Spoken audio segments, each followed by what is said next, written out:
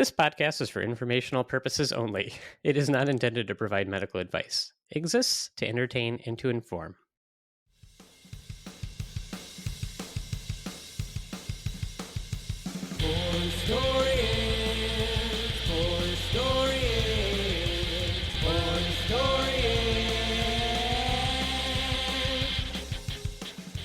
Welcome, everyone. This is Poor Historians, a podcast misadventuring into the archives of medical history and beyond. This is the show where we dissect a history and medicine topic to learn a little something about how medicine got to be the way that it is today. I'm Dr. Max, and I'm joined here by my good friends and colleagues, Dr. Aaron. What's up? And Dr. Mike. How's it going? As well as our medical history intern extraordinaire, the Elba. That's me. Yeah, I added the article. You like the Elba? You like the Ohio State? I am the Alba. Okay. That's me. We'll try it out for today. Why not?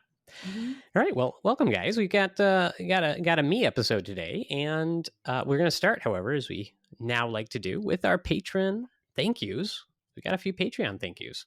So we have another entrant to the Medical History House of Medicine. I'm happy to report another intern has begun their journey with our house staff.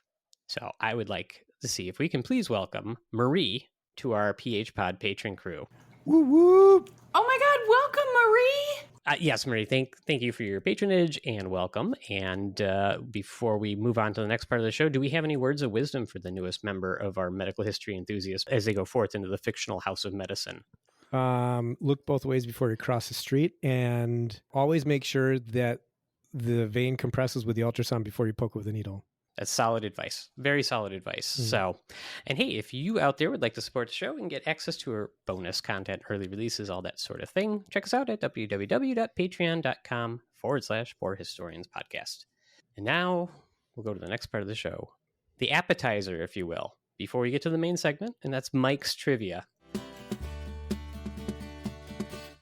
This is the part of the show where you send us medical history trivia questions, and we'll see if Mike knows the answer without preparation. If he gets it wrong, the listener is awarded a contrived medical eponym in their honor. If he does know the answer, well, the opposite of that happens. I'm going to let the listener wonder why you're laughing throughout that entire segment. Well, I'm laughing because Aaron was laughing. Okay. All right. Like, how do you even do that? How do you take like a normal phrase? Don't. Yep. So, Mike, the question asker this week, this episode, is Gina. And this would be gettable, but this is way harder than I thought it was. So it's probably not gettable. So all right, we'll see. Let's see what you can do. This seems like a simple question, but there are layers here. But here's the question. Who was the first to perform a human kidney transplant? Human kidney transplant. The first surgeon? Yep. Who was the first surgeon to perform a kidney transplant? It was Dr. Glomerulus. So he was a physician who practiced in the 1950s. And he was known for like really weird kind of facial features. He had a really round head that was almost bigger than the width of his shoulders. And he wore these glasses that were approximately, I think, 6.5 inches thick. And that was how he was able to, really thick. So they're almost like... He was wearing telescopes. Ultramagnet. Anyway, I have no clue. Glomerulus is a part of a kidney. I don't know. You were on a roll, man. I was... Yeah. How about 1886? Dr. Glomerulus. France. All right. Well, yeah. No. But, just no.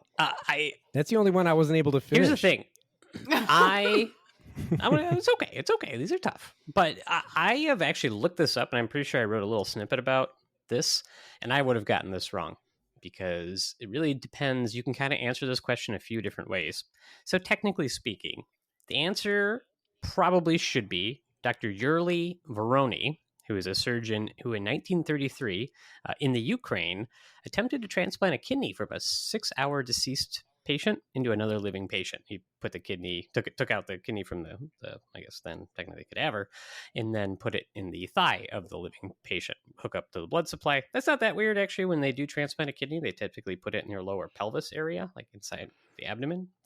But there was like no knowledge or paying attention to like compatibility or blood types or immune systems not liking a new kidney.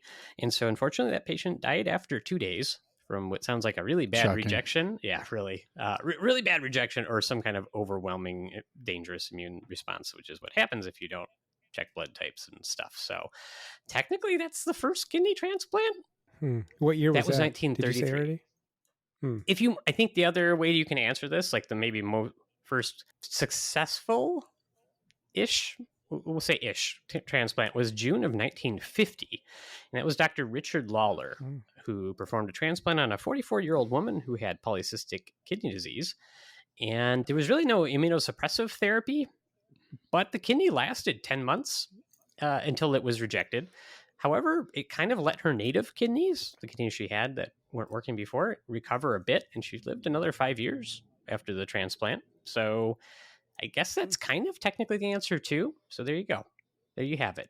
We'll go with that one because it kind of worked. Yeah, there's it mostly 10 worked. years. That's yeah. So if we're going technically, there we go. But I'm going to say, Gina, go ahead and collect your eponym, if you will. Gina, we got an eponym coming for you, hot off the presses. This is Gina's nephroleguminophilia.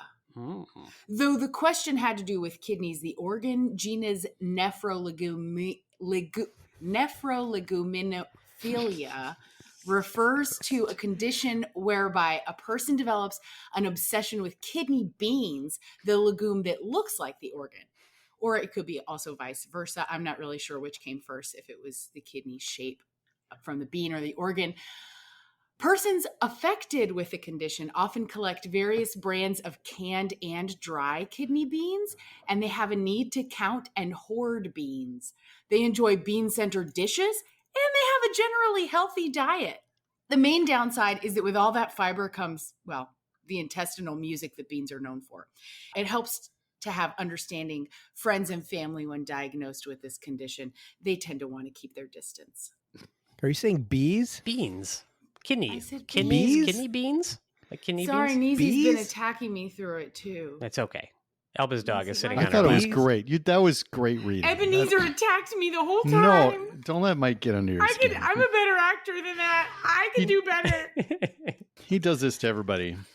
Yeah, you were saying bees. No, he's Nobody. beans. This is no such thing as kidney bees. Come on now. Bees? It's from Arrested Development. See, Every Mike, time are they you say beans on okay? that show, they say bees. They do? Okay, Yeah. cool. I missed the deep cut. I'm not a fan. You're. I mean, I'm not a fan. see what you did, of Arrested Gina. Development. Look what you did. Yeah. You're welcome, Gina. I don't have anything against Arrested Development. Okay. Just haven't. I couldn't watch on the first go, and then I found it later on DVD, and Maybe I should get another it try. was the best thing ever. Well, there you have it. There was the Mike's Trivia Challenge. I think next time you've got to be due, buddy. One of these you're going to get. Yeah, see, the thing is, the questions are becoming more and more focused and attainable, and I'm worse than ever. Anyway, so yeah, send the questions in because you will stump me. There's no doubt in my mind that I don't know. We have what to back you're off the segment. I'm worried we're actually breaking Mike's psyche down a little bit. Yeah, I couldn't even finish this answer. This I'm really kind of upset with consistent myself. failure. Well, Yeah, we'll figure he's like, that out. He's like the Mets of trivia answers. So sorry in advance to the listener who's going to hear me all nasally and clear my throat here and there. I'll try to take a bunch of that out. But I came back from my vacation with a nice little head cold, which I feel better from. But I still have the remnant audible sounds, and I will do my best to minimize that. But hey, I still managed to pull it together and write a story for this episode. And it's a weird one. And old Dr. Max went far into the weeds for his research of this story, which was actually a lot of fun. So You've never done that before, really. So I'm shocked. this is bad for me, is what I'm saying. Yeah, you get mine. You're like, what are your references? Wikipedia, and Google. Unless you're researching Viagra, at which point you had an impressive list. I was still impressed. God, yeah. So It's a very long list, you'd say. I'm Reasonable sorry, you amount of guys. When I listened to that back again, I was crying. yeah, you made one of our listeners cry, FYI. There was good. one listener who wrote on our patron page that thanks a lot. I had to fix my makeup because I was crying so hard or laughing so hard on my way to work. So you did that, Mike. I hope you feel bad. Mm. He doesn't. All right. So for this one, I'm going to take you guys back to post-World War II Japan, or at least soon thereafter. You sure? Yeah, we got to go there. That's where the story is. I don't know. And so we're going to go near the end of the 1950s when a strange outbreak seems to be emerging. Starting in a few hospitals and clinics, patients are showing up with what appears to be a GI illness.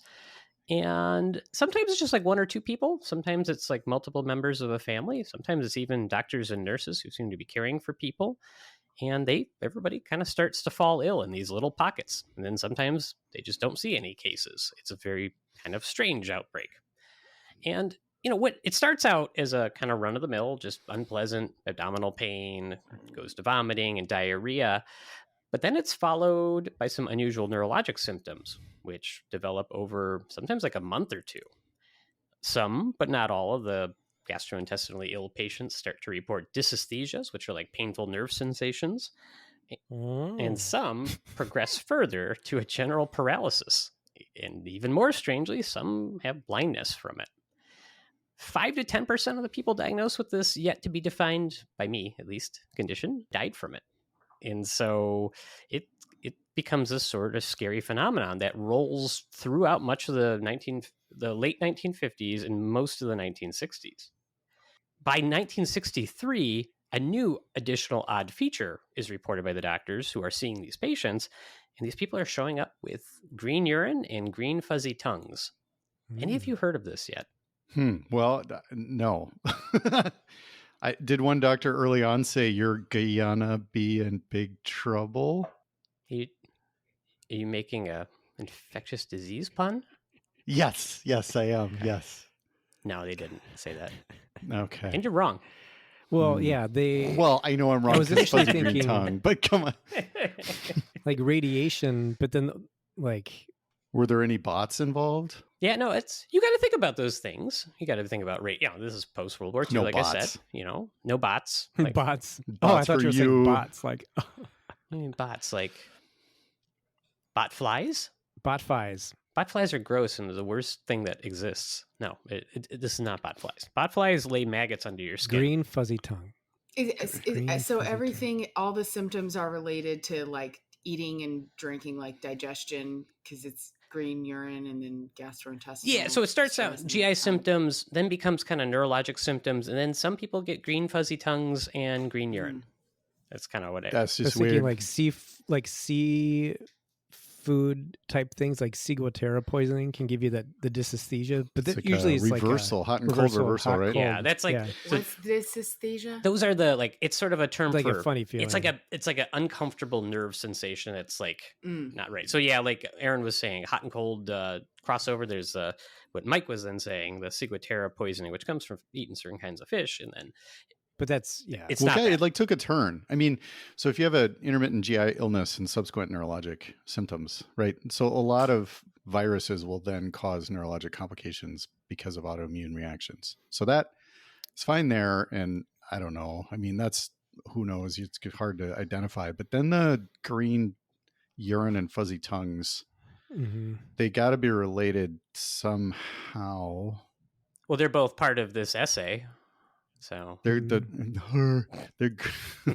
both in the stem of the question. Yeah. Green fuzzy tongues? green fuzzy tongues. And I'll tell you, this is or bacterial, like Vibrio. Can't Vibrio species give you I don't know if it weird neurologic things? okay, I'm going to say off the top of my head, I don't remember, but I know that certainly Vibrio is a bacteria. it is a bit, yeah, it is. I mean, we always think of it as like really nasty skin infections that happen with Vibrio. Yeah. Old-timey doctors would use the tongue more than we do to diagnose stuff. Yeah. There's like geographic tongue and smoothing of the tongue and strawberry tongue. Are 1950s doctors old-timey? That's a good question. Are they old-timey Yes. technically? Yeah. Okay. Yeah, If they smoked cigarettes still while they were working, they then still yes, they irradiated were. the tonsils. Yeah, fair enough. Okay. So Well, I'll tell you that I will take some pressure off. There's, Yeah. Do we have to put it? I mean, you guys don't have to diagnose is this. it in? This is fungus. This is a fungus. okay. Aaron is okay. Aaron wants to put his Wait, nickel on can- something, so he's going to put it on a fungus. I'll put my nickel on a parasite. Okay, Mike, I you were have going to say no something, basis Mike. for that. Oh, just is it really? I mean, you're saying post World War II in Japan. I mean, there were 2 atomic bombs that were dropped shortly before people started getting symptoms like like are we way off long-term base? radiation poisoning. Yeah. Can we stop thinking about radiation? I would say you're not way off base. It will play a bit of a part in the story. It's not radiation linked so far as I know. But I'm going to leave some room for speculation after I fill in all these details, because there's definitely some room for speculation. Although this is going to be one of those mysteries where I actually do have the answer. It's not one of those Max. Did it turn into like a big scare? History. Yeah, it did. It did in the time. Yes, it did in the time. And so, any kaijus that were seen, like hallucinations of a kaiju is like Godzilla? No. Okay. No, just the green tongues. Is that a new term? You hadn't heard that before? I've heard the term. I didn't know what it meant. Oh, you guys are not kaiju friends. That's unfortunate. That's funny, Max. I figured you would. I picked thought you you for would like love a comic kaijus. book reader. Yeah, I feel like I'm letting you down. I first heard the term in Pacific Rim. Yeah, I am a nerd, but I'm a but special. in the last kind of Godzilla nerd. movie, they referenced the kaiju. Oh, I haven't seen any of them. Sorry. Anywho, Godzilla -1. Strongly recommend. Sorry. Okay. I do. It's not that I don't want to watch them. I just don't have. All I do is this podcast. I don't do anything for fun outside of it. Well, that was our agreement. That was for the agreement. podcast. It's a really bad agreement that I So signed. I'll do this, but only if you do all the work. All right. Well, let me fill in some details for you guys. So, as this epidemic progresses, medical professionals start growing understandably alarmed that there's some sort of infectious disease that they haven't identified that's responsible for this constellation of symptoms, which makes sense. You guys threw out a couple of different, everybody threw out a possibility here, a virus, a parasite, a bacteria. And so basically researchers in the late 50s and throughout the 60s in Japan are racing to try to figure out what's happening, because as far as we know, this is basically mostly happening in scattered areas of Japan. And it's not like one area, it's like scattered around. So they start round up a bunch of the usual suspects. And one category of that suspect included the environment to kind of call back. I was like, am I going to do a Kaiser Soze joke? I was like, I'll leave it alone for now. But Aaron went there, so we'll let that be. Turns out at the end, the bacteria is actually the doctor trying to figure out what the epidemic's from. I like that. That's excellent. It was not that. But one of the things they thought about is something environmental. Now, kind of calling back to the atomic bombs, right? So there was a lot of concern about impacts of what could have happened from all the radiation that was dropped in the area. So environmental concerns were kind of a big thing on people's minds, especially there, and that's understandable. These are the days when there was minimal concern for things like pesticides. Like, you knew what they were, but like you could order an antibiotic-laden meat sandwich with DDT spread on it and get it at the lunch counter, and they were like, oh, this is awesome, because nobody knew there was consequences for things. They didn't discover that. There ain't no bugs on my sandwich. It's true. There was no mosquitoes in that sandwich. I would also like to point out, though, that DDT is both a pesticide and a wrestling move. It happens to be Jake the Snake Roberts' finishing move. And that is for your edification, Mike. What does he just kind of spray stuff at you and make eagle like eggshells really thin? No, well, I mean, I know what it is, and it's exceedingly dangerous. No, the DDT, correct me if I'm wrong, Max. That's when you get the head between the legs and you jump up in the air and you land on your butt. That's... and the person's like... You're thinking pile driver or pedigree. Right?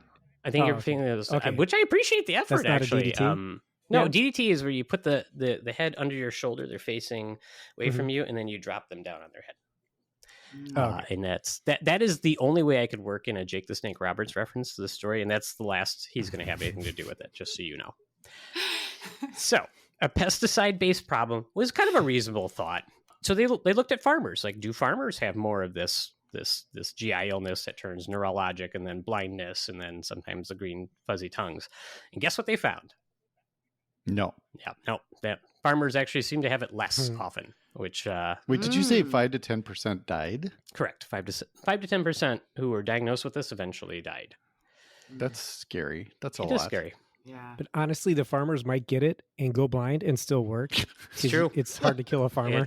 Yeah, and they don't complain about anything. It is. It's farmers. When a farmer presents to the emergency department, something is always very wrong, and then they're gonna talk their way out and try to leave. 100% And of they're the time. usually going to go home, and they're usually going to be fine. Well, Wow. it's farmers. When farmers are looking for help in the hospital, it's just check them in because something's wrong. You can force them to stay. So the researchers went back to the other well of ideas and checked, well, the wells. And they wanted to know if this was a waterborne issue, be it toxin or otherwise. And guess what they found there? Nothing. Yeah, well, water, nothing. Sorry, not sorry. My sense of humor is dry. Oh, jeez. 2 puns Is that in a row. 2 puns? That was like a gung. So, I'm reading this story trying to figure out where the humor is, and I'm going to have to reach in some of those places because, some of this is pretty sad. You know how it goes. So there you go. You get puns. Wait, we haven't gotten sad yet. I know. Give me time. Let me cook. You haven't told us the absolute numbers, so 5 to 10%. Yeah, we'll get there. Could have been From the patients that were having this condition, they were able to isolate a smorgasbord of viral contagions. So they were finding echoviruses, enteroviruses, Coxsackie viruses, herpes viruses, and they were putting these all under the microscope, like the scanning electron microscope, and to see which it might be. But the problem was they couldn't confirm any of them. So some researchers would find one, and then others would be like, I can't confirm that in your sample, but here I found this virus. And so they're all going back and forth, and they're scrambling. They're like, this, we got to figure out which virus is causing this. And around this time is kind of when they're seeing healthcare workers starting to become ill, nurses becoming ill. And so there starts to become a pretty significant panic. And they're trying to figure out the cause of the illness. And at the same time, there's a big medical debate kind of in the country of what do we call this? Is this a new illness? Is this something we've seen before and we're just seeing new features? And after much examination, the experts of the time agreed that they were looking at something new and a distinct neurological disease. And if a new disease is discovered, it's important to give it a multi-parroted name with awkward vowels next to each other. Just make sure you make it difficult to say. And this illness does have a name, which we now know it as subacute myelooptic neuropathy. And as fun as that is to say, I and many of the writers, the researchers who were writing about this, I'm going to go with their preferred name, and they call it SMON, S-M-O-N, subacute myelooptic neuropathy, SMON. So whenever I say SMON from here on out, I'm referring That's so bad. But it works. I can't say that other word that many times. And so SMON means GI illness leading to the painful nerve sensations and sometimes blindness and paralysis and sometimes death and maybe a green fuzzy tongue and green urine. That is SMON. All of that is SMON. Just to lay that out there. Have you guys ever heard of this? Curious. Yeah. I mean, Aaron's probably diagnosed it half a dozen times. SMON? No. Nope. I've never heard of SMON. It's just kind of how his practice is. No, I have not diagnosed SMON. Well, now we have a name. We have a proper mystery. We can set about the story of how it was solved. And I do have the conclusion on this one. At least I'm pretty sure. I'm happy to say that. And also, Alba, if I've got you or any listeners out there worried about catching SMON, you don't have to worry. Only Okay, when it's SMON Day. Oh.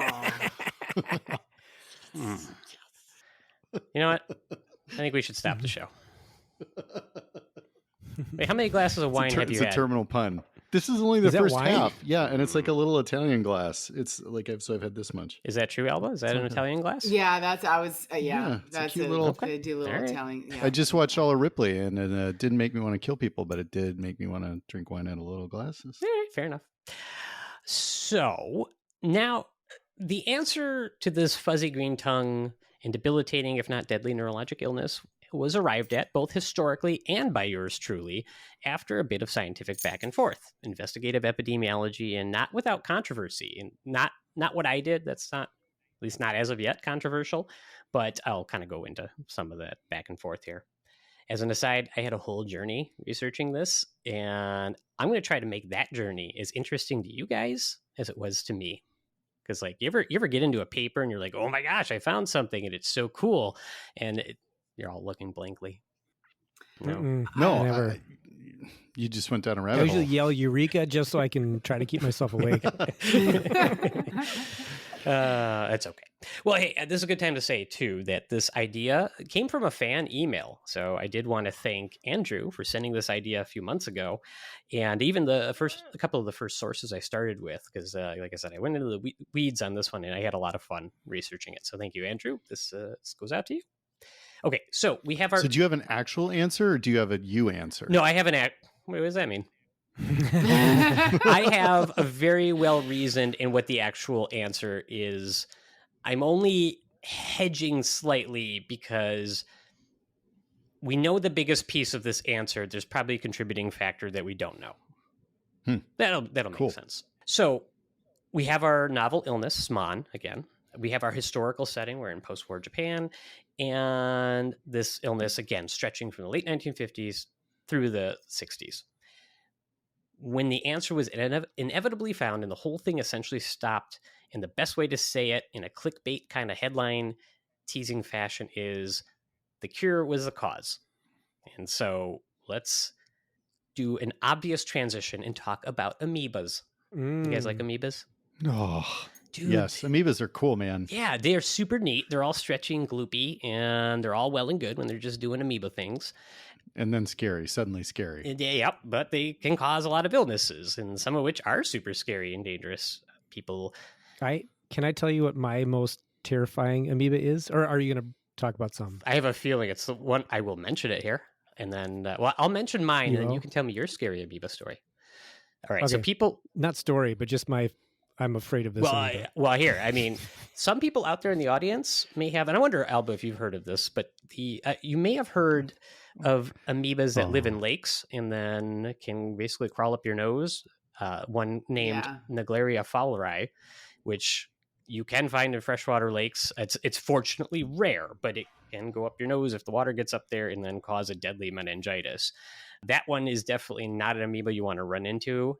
But there are other amoebas that are more likely to cause diarrhea. And that's kind of where this will start to build the story. Was that the amoeba? That's my amoeba.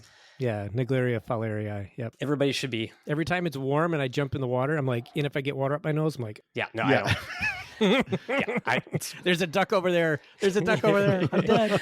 Yeah. And so same thing. I don't like swimming in fresh water. I already didn't. Like, I don't like swimming in natural bodies of water, but it wasn't that. It was initially just because it's like stuff can touch your feet and it kind of grosses me out. But now it's those things plus the amoeba that worries me. So, yeah, rare in the Midwest. It happens more in the South. The water usually has to be really, really warm, stagnant. Yeah. You hear about cases every year. Like if you listen to this episode and you see a Yahoo News, you will see it this year. It is like, I can't remember how many cases a year, but it's very rare, people. It's very rare. But it's there. It is out there. So typically a watering hole, right?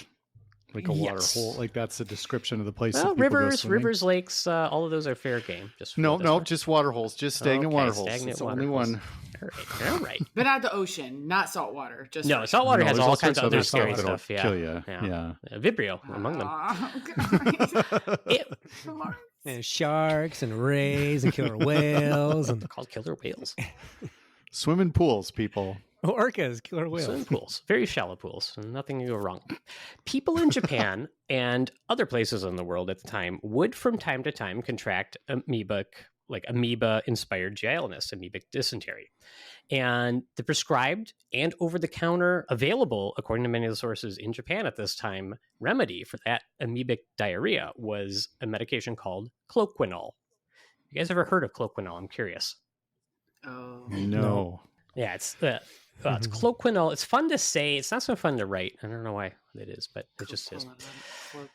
Cloquinol. Yep.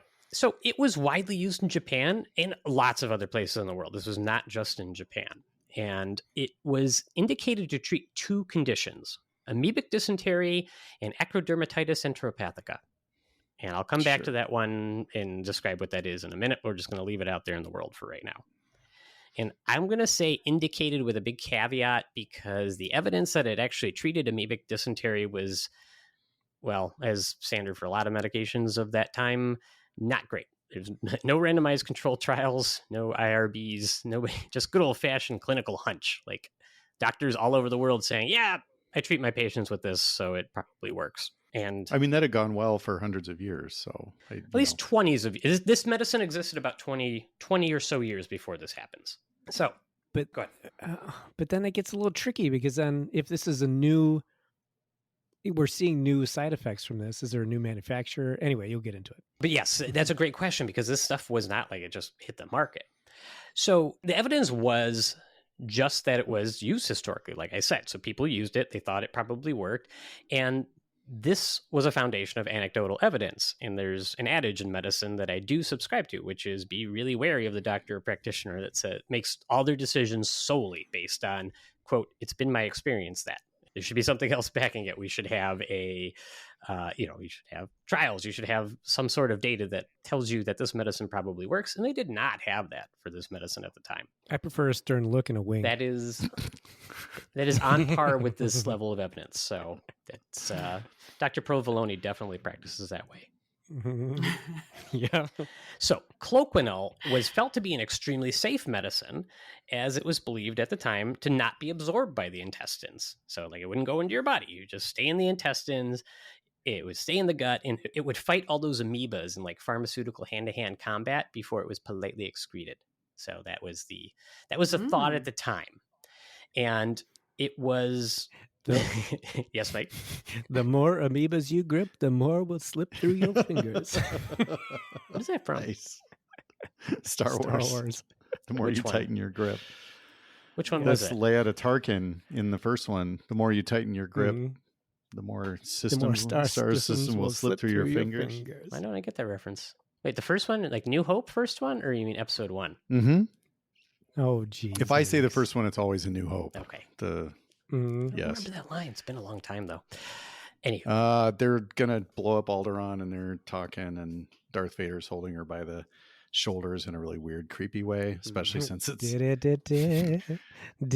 even weirder because it's his daughter. Anyway, he was attracted to her midichlorians. That's just weird. I don't even know if I should cut that. As such, it was widely... So they thought it was very safe. So this medicine is now widely available, widely used. And it was prescribed for pretty much any diarrhea. Even though it was technically there for amoebic, they just started using it for everything. You have diarrhea, it's probably amoebas. Go ahead and take cloquinol.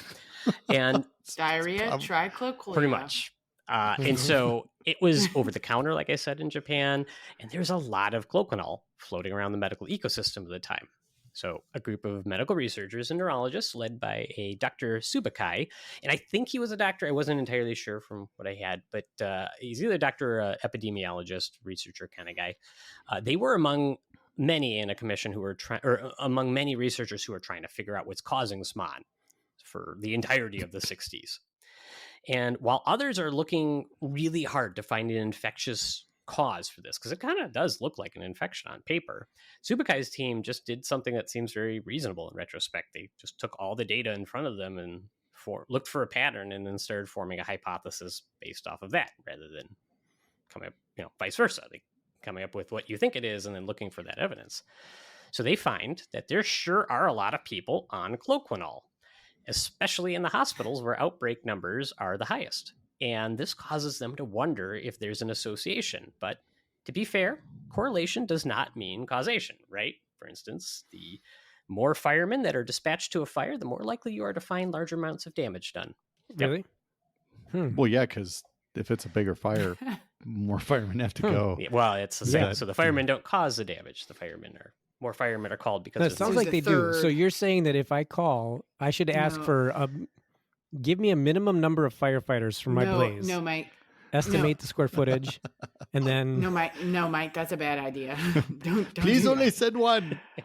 I'm pretty sure. One. No, I'll take 3, but no more than that. No, Mike, don't, because I want the structure. Don't do that, Mike. I appreciate you illustrating the problem of jumping to those conclusions. This brings me to the interesting roller coaster research that I did on this, because I started with one opinion after reading the first article, changed it, and then came all the way back to the original opinion. So we started with, I think the listener did send me this article. It was by Jeannie Lenzer, who's an investigative journalist in medicine. And she wrote this article that I found in the Smithsonian. I'll link that in the show notes in case anybody wants to check it out. But the conclusion there was that cloquinol was definitely obviously to blame.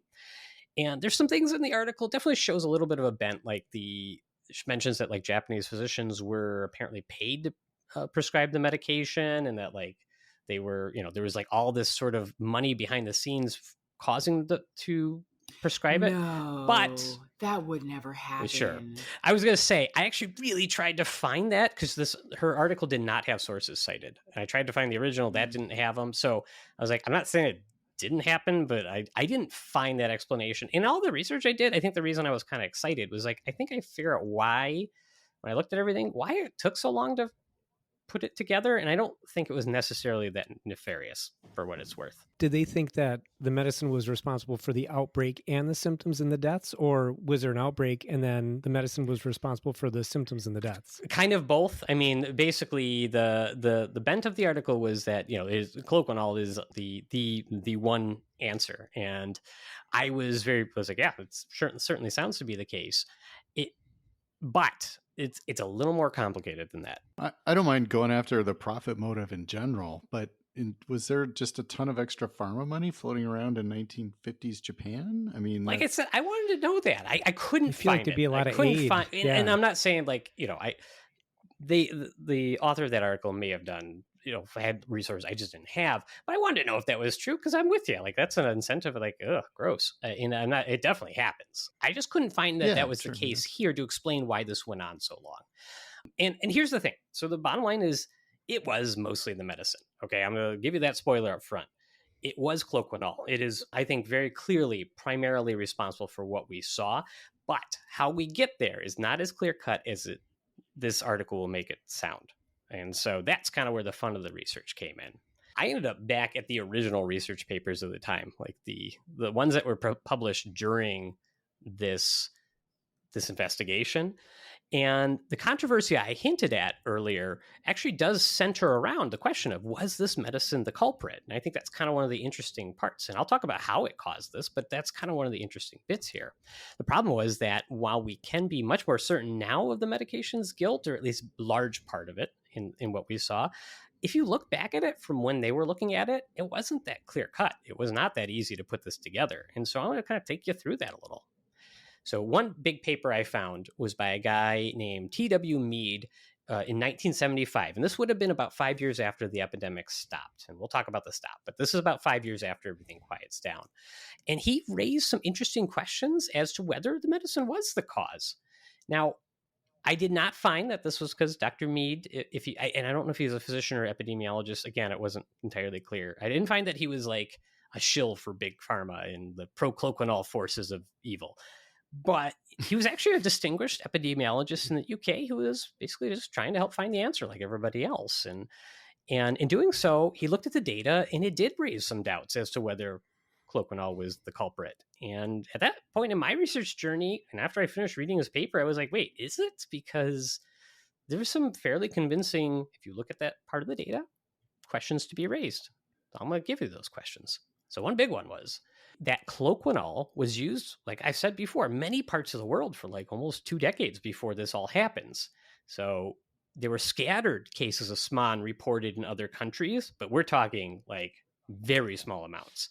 I don't know if that had to do with travelers going to and from Japan. I really don't know that answer, but Japan at the end of this had 10,000 to 11,000 cases of this happen that could be confirmed during this epidemic. And so, why wasn't SMAN widespread? And many of these other places are using this medication, right? So that seems to argue that maybe it isn't just the medication, right? Am I wrong there? That seems convincing. Yeah, you're right. And so that's what I think his conclusion was. Now, he also said they've done toxicity testing on cloquinol, and they did do some safety testing back then. It wasn't completely. Let's just see what happens. Yeah, that's not as convincing. No, but they did some toxicity testing, and so if you give extremely large doses of this stuff at once, you can see some neurologic symptoms, but they're like crazy above biologic dosing, and this like included seizure. Nothing like SMAN. This was you saw none of those. So basically, he said there's not really a great basis to say that this medicine has neurologic effect. Let's put a pin in that for now. But that's based on what they had at the time. That was another conclusion he got.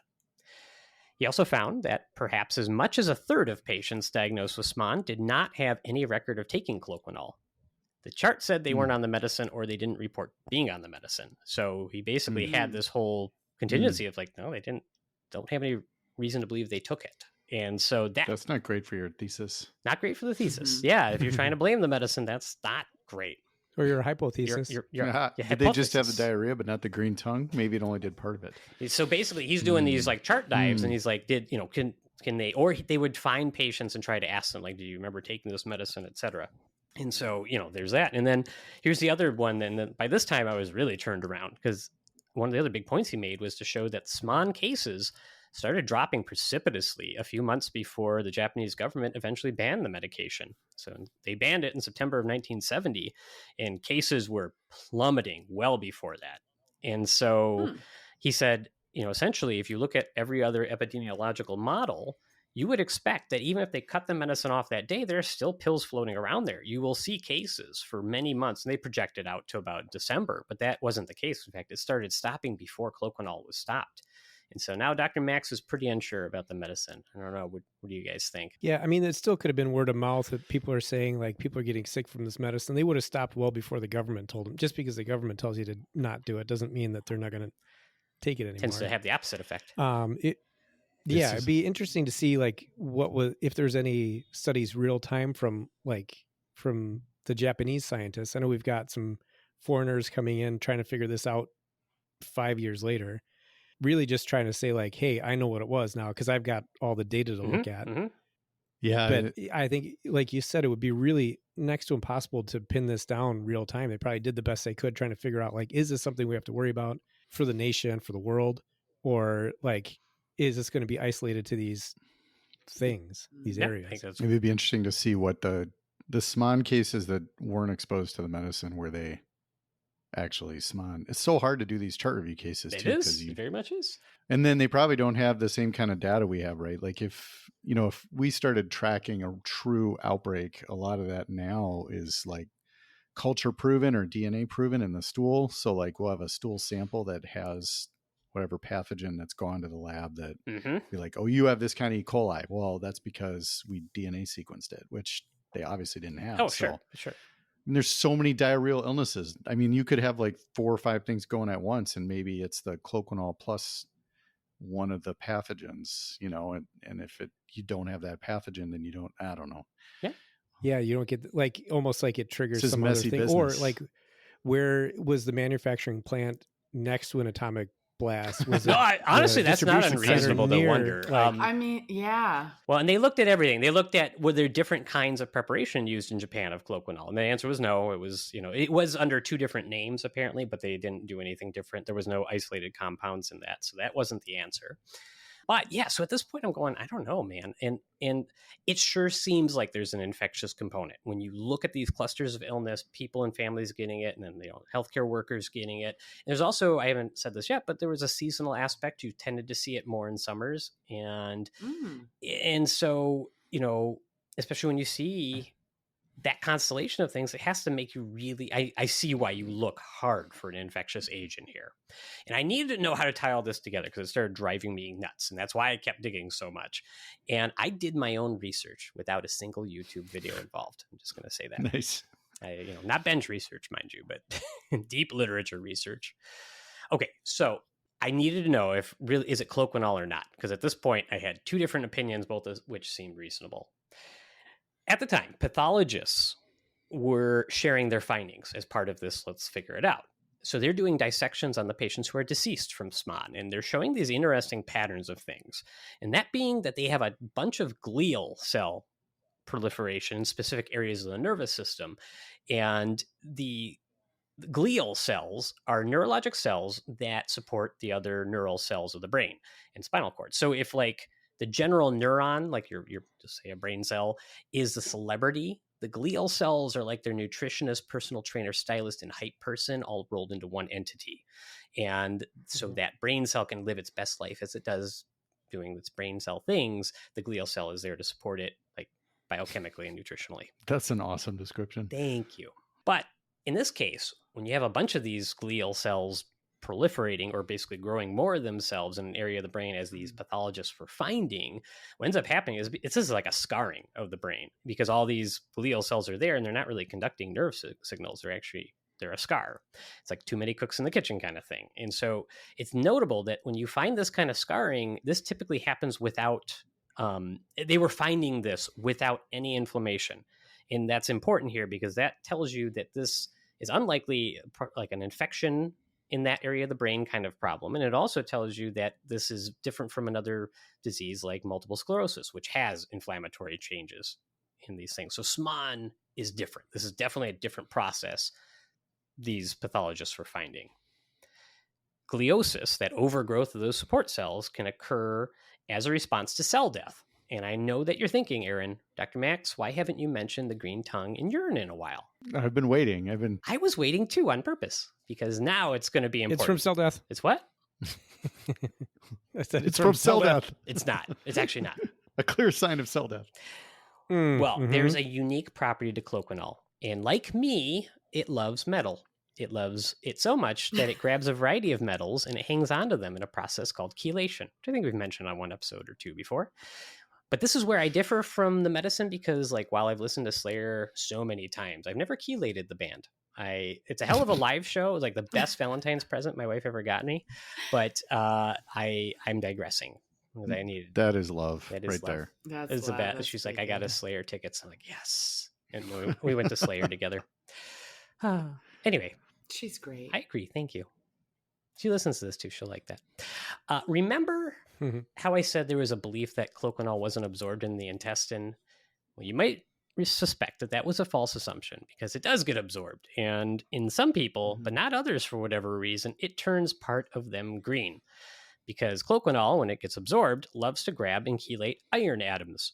And when it does so, the combination of cloquinol and iron tints urine green, and it also turns your tongue green, because apparently the tongue is really rich in iron. Did you guys know that? I didn't know that. Did not. Oh, all the muscle. I'm assuming why people like eat tongue. Ooh, like good point, actually. Yeah, I didn't think about it that way. But yeah, apparently your tongue is really rich in iron. Aaron, I think you might. That was the only thing I could think of. Like, it's super weird muscular structure. So I guess a lot of. Yeah, so much muscle. If these people had dysentery, you would assume that there'd be some bleeding. There's a lot of iron in the stool. Would you assume that they would have like leprechaun diarrhea? I don't read. Actually, green stool was not mentioned. So I didn't. So maybe it's wrong. So yeah, and one thing I did not look up. I don't know why the tongues had a fuzzy appearance. I didn't really find that answer. So but they were green. Maybe you could see the papilla because it might be it. It might just be it. Yeah. But is papilla taste buds? Yes, that's basically the structure of the taste buds. Yeah, nice. Cool. Okay, next pin to take out: acrodermatitis enteropathica. And acro being like tip or extremities, and the dermatitis, inflammation of skin. Enteropathica, like enteric meaning intestines, and pathica meaning bad or condition of. And so this is a genetic condition where the body has a difficulty in absorbing the metal zinc from the diet. So you can eat all the zinc you want, but it can't get across the intestines. It's genetically, they just aren't able to transport it through the intestines. And this can give you like really bad facial and skin, extremity rashes. But I mean, the worst part is it's actually a deadly condition found mostly in infants. And that's when it's most tragic. But even back then, it could be treated. In the 1950s, especially, cloquinol was a life-saving treatment for infants born with acrodermatitis enteropathica. Cloquinol loves metal. It loves zinc. And zinc being a metal, if you took cloquinol, it would bind with the zinc in the diet and allow it to be carried into your intestinal system and then into your bloodstream. And then, hey, you get to use the zinc. And so they knew already that it gets absorbed, or did they think it was just a chelating agent? It's a great question. These have to be the dumbest physicians and researchers I've ever wondered heard that of. Like too. literally. Yeah, this is so obvious. How did they not figure this out? No, just saying like, okay, we give this medicine in order to transport this thing into your body, but then when you take it for diarrhea, it doesn't go in you at all.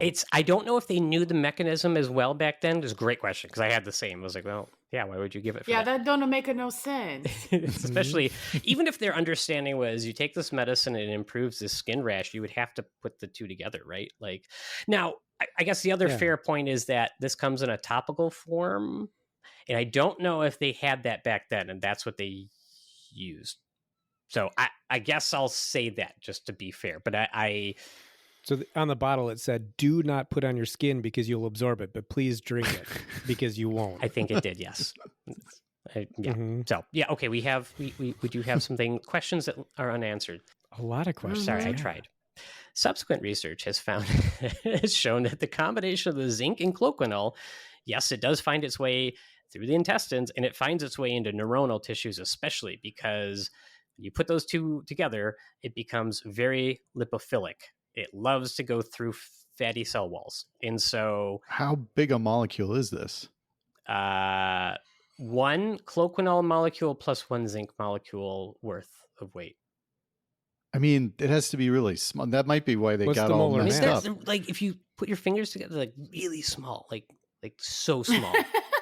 Why are you crushing my head? Well, okay, I'm probably going to piss off a lot of OChem and biochem people that actually know what they're talking about. Oh yeah, let's get those angry letters. Come on. If it can get through the blood-brain barrier just with a metal complex, right, that would probably change its overall charge, would be the only thing I could think, but it still has to be then small enough to get through the wall, because there's other ways that the blood-brain barrier keeps it out. I forget all the ways, because it's a long time, but like, so that's not a huge change. If you chelate with a metal, you're not going to like suddenly shrink, and I mean, you're probably just going to get a little shift, and then all of a sudden it gets absorbed more. My understanding is it just made it more lipophilic, made it more likely to get through membranes. Whereas they thought the cloquinol by itself was not lipophilic. They did. So I'm frantically Googling words. Lipophilic? Loves fat. Oh, there we important go. Biochemistry wise, all your cells basically are lined with a fatty cell wall. And so substances that are lipophobic, right? Lipophobic. Oh, okay. Don't cross that unless or hydrophilic. Anyway, so or whatever. The bottom line here is this medicine gets really good at going into cells is once you combine it with zinc. And so gotcha. I feel like I'm being gaslit right now.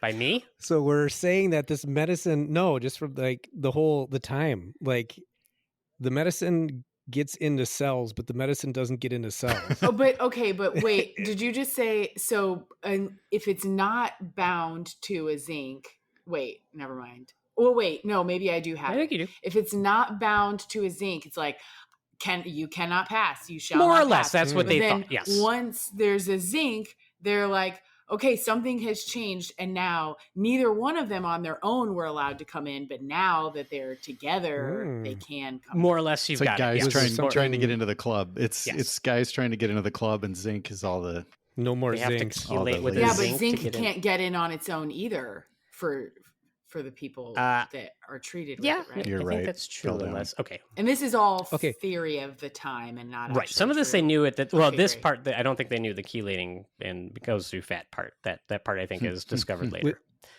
Okay. Is there something about the diet in? Ooh, good question. We'll get there. That people in Japan that like might have a zinc We'll get rich there. diet. It's a good question. The other thing is that when this zinc and cloquinol goes into nerve cells, it interrupts the mitochondrial process for making. It's a mitochondrial poison, so it interrupts the cell's ability to make energy. Cells die, and so nerve cells die when you put zinc plus cloquinol in them, and they die without inflammation. And so that's kind of a pretty, I think, important part of this this toxicology. And at this point, but wouldn't that have happened with treatment of this skin condition? No, because they have no only zinc. if you ate the tube full of. Yeah.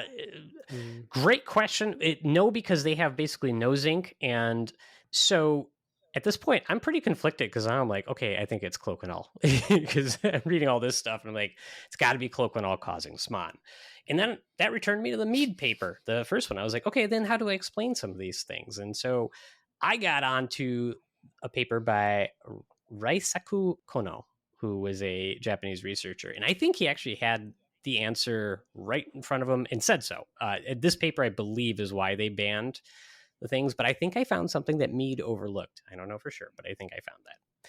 So one of the things that was raised by Mead was, hey, you take a bunch of this stuff, you don't get the toxic symptoms. That may have been true, but what the Kono paper showed is that they went to hospitals and were like, hey, what kind of dosing, what are you doing with this medicine? They're like, oh yeah, we got these people on this dose for like 2 months, and we got these people on this dose. So when they actually looked at that data, if you were on higher doses of cloquinol for longer, you tended to get SMON quicker and then have worse symptoms. If you were on lower doses of cloquinol, it might take a month and a half to 2 months to see the symptoms. But not everybody who got the medicine would have had symptoms. So that's the other kind of confounding thing. But here's the thing. They have this data here. It says actually people who were on cloconol, you saw this disease much more often.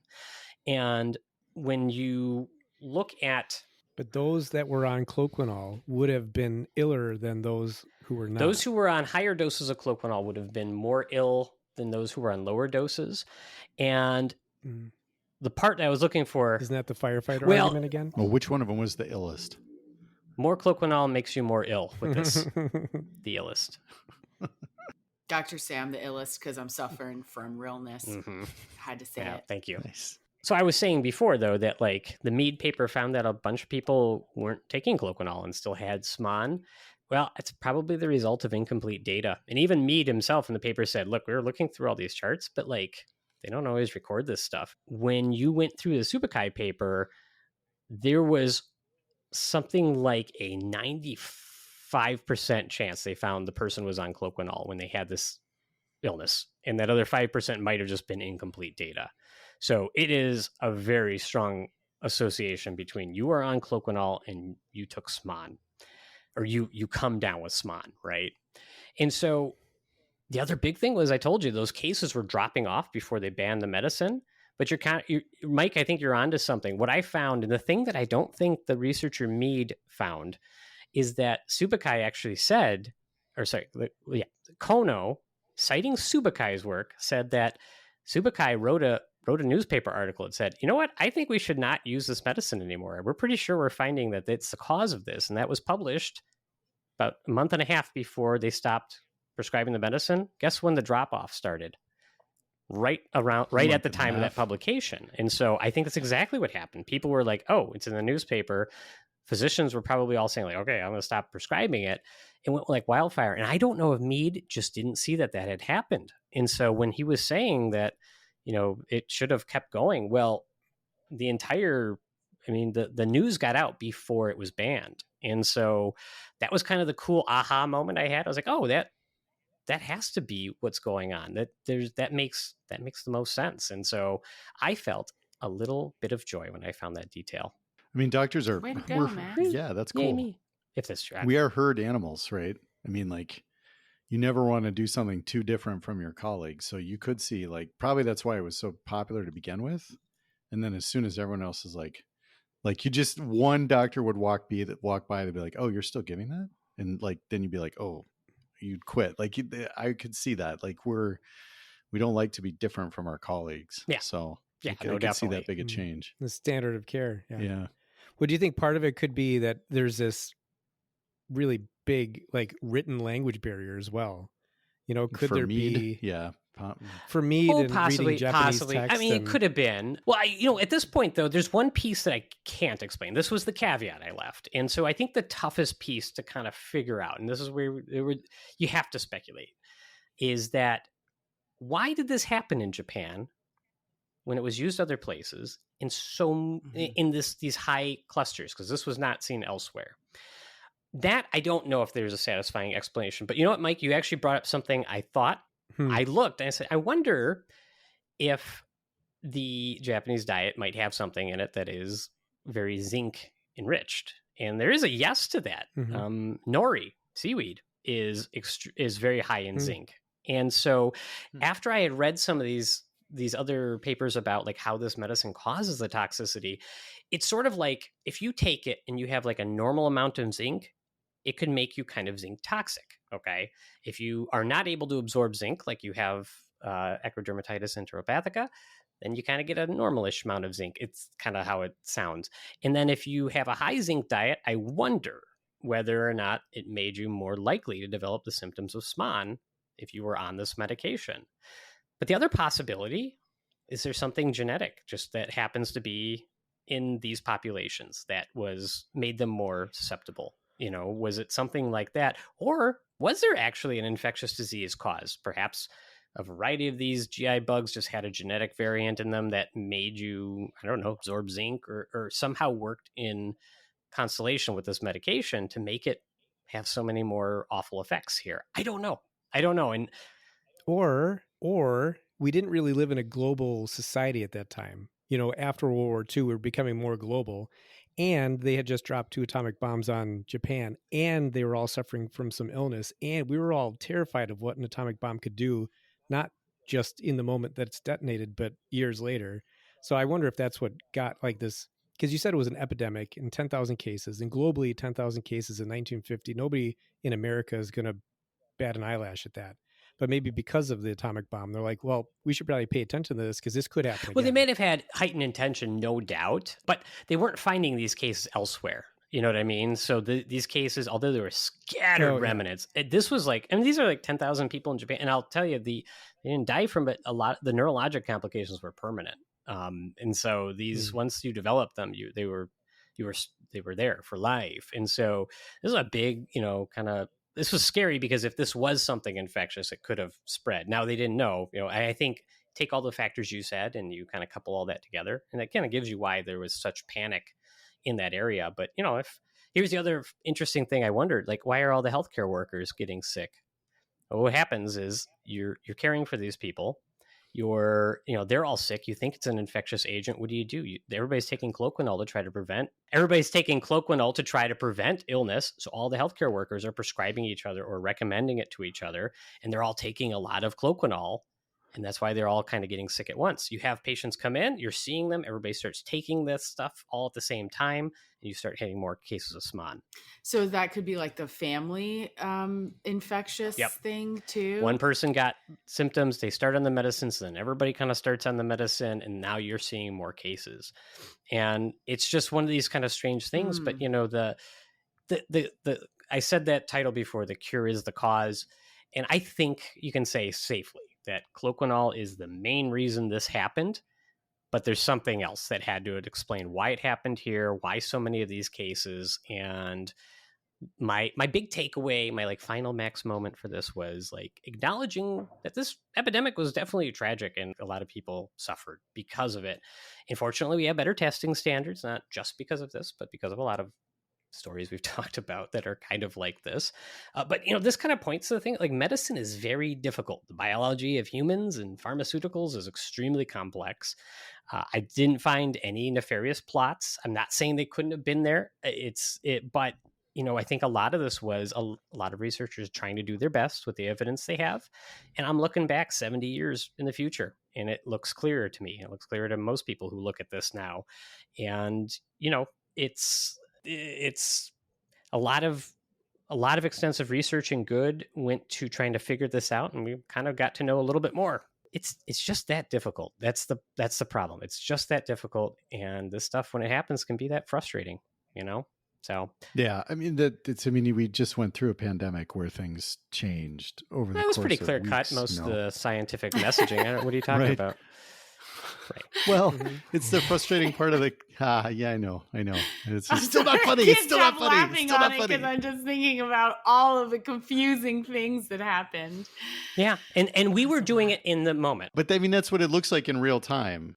Correct. That's why it looked that way, right? Because you're I remember the first 2 weeks we went from put them on a ventilator right when they hit the door to do everything you can to not put them on a ventilator. That was literally we got the opposite advice from 1 week to 2 weeks later. I mean, it was crazy. Yeah. And we're having you're getting texts from New York City, you're finding people who are taking care of the advanced cases and trying to figure out what works. And so I think that was kind of the interesting take home from this. And, we start with fuzzy green tongues, and it's just so many more layers we're here. So that concludes my story about the mysterious outbreak of SMON in post-war Japan. That's a crazy story. Right? Still a bad name. SMON. That does it. That about does it. So, Alba, since you were voted the president of the Medical History Podcast Glee Club, what is the most interesting thing you learned from today's tale?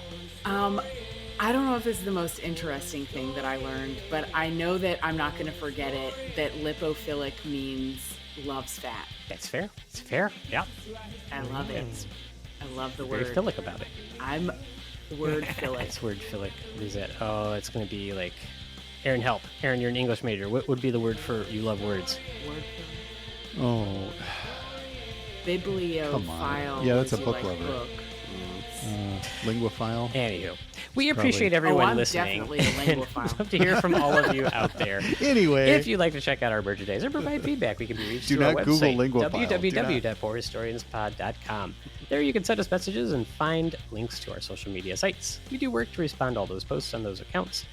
And if you're looking for a way to contribute to the show, get some bonus content, be a special part of the House of Medical History, check out our Patreon page, patreon.com/poorhistorianspodcast.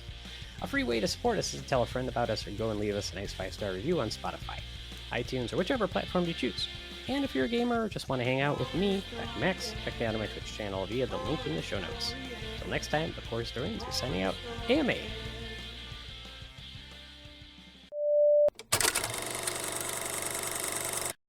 You know, the greatest rip that has ever been bestowed upon me by anyone ever was by Julie, who was one of our PAs many years ago. And she said, you know what, Mike, you're a 14-year-old boy stuck in a 14-year-old boy's body. And it was the best thing anyone's ever said to me. Oh, that's I good. could And you're not mad about it, so you're being stop grumpy laughing. today? No, I'm not mad about it. It was like the most surgical rip that anyone has ever had. Okay. It's a good one. Still working through it. I'm almost afraid to ask you the question now, Mike. But Can we call it an Why? amuse Because bouche, Nihilist please? Mike is here. It's an amuse bouche, Max. it is Ooh. that. What's that, French? An emu's bush? I think it's just pubic hair of a big bird. Researchers, wrong paragraph. So these Max is a bot. I'm a bot. I have been replaced by AI, and this is what you get. These I honestly wouldn't be surprised, Max. I would if I could replace myself with AI and it like worked. Could you I would imagine? relax and play video games all day. Green stool was not mentioned, so I did So maybe it's wrong. There, come on, buddy. You want to come in? You have to start researching again, Okay. Max. Aw, Sorry, Bear. he has his little Bear, dog. my little demented dog is at the door. He's confused. It's his dog dad He voice. doesn't know what to do. Okay, anyway. Hmm.